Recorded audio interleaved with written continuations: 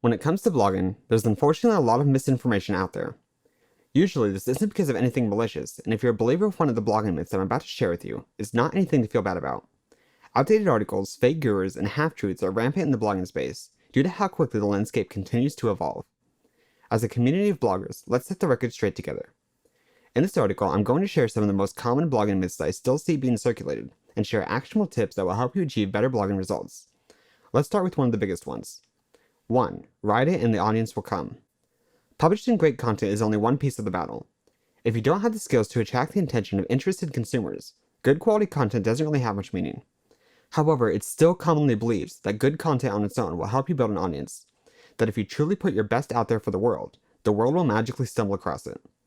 There used to be a degree of truth to this one. When the internet was much smaller, people really could find you if you implemented SEO best practices. However, that period of time is long gone.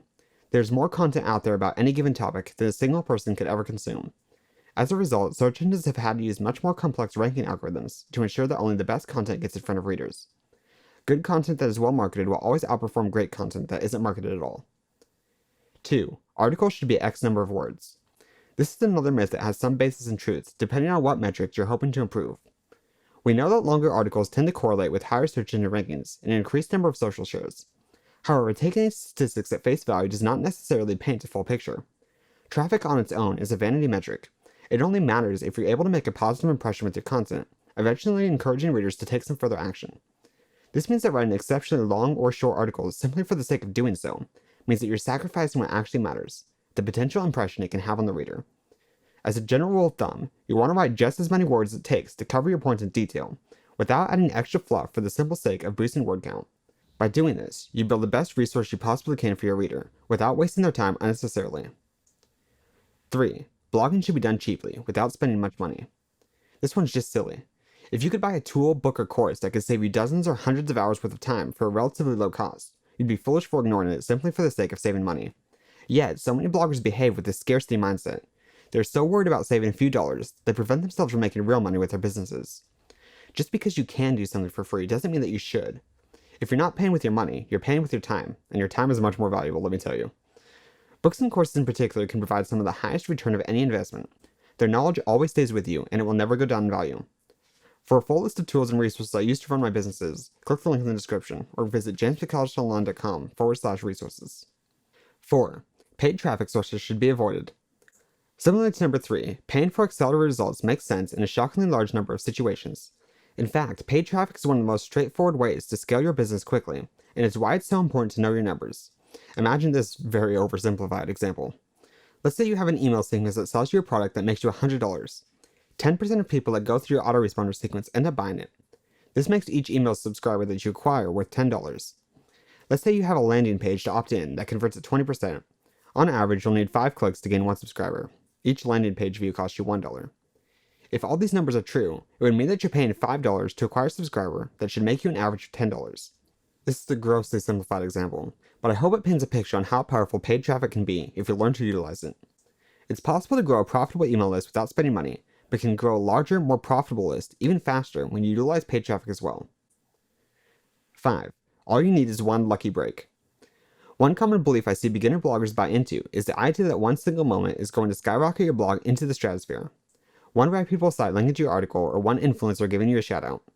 Unfortunately, this is rarely the case. While these sorts of things could certainly give your blog a little boost, the effects aren't as long lasting as you may imagine. Instead, it takes a consistent series of small steps in order to gain meaningful traction. This can take months and months for any results at all to manifest. At times, it can even make you feel like you're a little bit crazy, putting so much effort in without much to show for it. However, no fantastic blog is built overnight, even if the blogger is blessed with good luck. If results are slow, hang in there. Ensure you use improvement strategies, continue making progress, and eventually you'll achieve blogging success.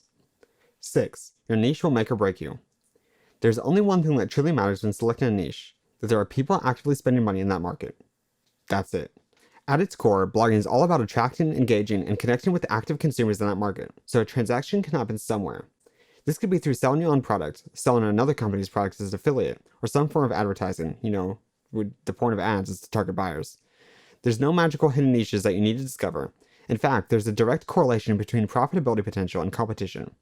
Sure, there are some niches that may be ever so slightly easier to make money in than others, but really this isn't something you should spend too much time focusing on. Pick a niche and get going. 7. Blogging is dead. If you made it this far, hopefully you understand why this myth is silly. The fact of the matter is this: as long as people continue to read articles online, blogging cannot die. Blogs are simply a platform used to attract attention and engage readers so that they will take some sort of action. As long as people are willing to read your content, you can still make money with it. Yes, voice and video are on the rise, but that doesn't mean blogging will be going anywhere anytime soon. Because there's so much opportunity today, I would even argue that there has never been a better time to start a blog. After all, there's no reason you couldn't utilize audio and video right alongside it as I'm doing now. Conclusion. I hope this article has cleared up some misinformation. The blogging landscape has changed so much since I began blogging 9 years ago, and I'm very interested to see how it will continue to change in the future. If you were previously a believer of one of these 7 blogging myths, don't worry. Even the world's best bloggers wouldn't have known these when they first started out. Wishing you the best, and if there's ever anything I can do to help you in your blogging journey, please don't hesitate to reach out. To your success, James McAllister.